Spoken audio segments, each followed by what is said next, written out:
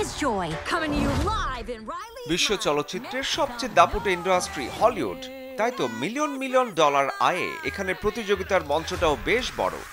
যে তালিকায় এবছর সবচেয়ে বেশি আয়ে সবার আগে আছে ইনসাইড আউট 2।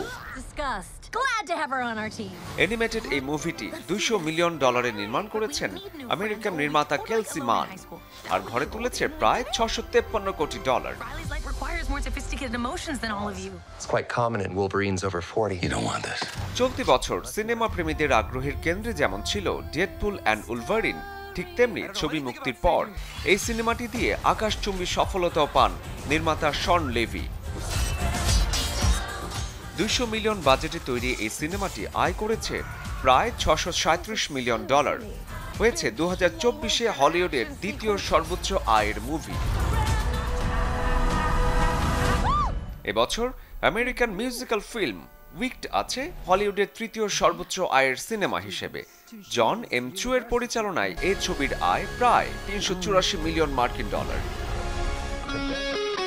2024-এ হলিউডে বেড়েছে অ্যানিমেটেড মুভির দর্শক, আর তাই যেন চতুর্থ সর্বোচ্চ আয়ের সিনেমা হিসেবেও আছে অ্যানিমেশন ঘরানার ছবি ডিসপোজেবল মি 4। এই ছবির আয় $361 মিলিয়ন। যদি হলিউডের সেরা ছবির কথা বলা হয়, তবে 2024-এর সেরা 5-এর 5 নম্বর সিনেমাটিও অ্যানিমেটেড ঘরানার। এই বছরই মুক্তি পায় মোনা 2, যার আয় $359 million. Dark fantasy horror comedy গল্পে এবছর দর্শক মন জয় করেছে টিম বার্টন পরিচালিত সিনেমা ব্যাটল জুস। এই ছবিটি $294 মিলিয়ন ঘরে তুলে নাম লিখিয়েছে বছর সেরা সিনেমার 6 নম্বরে।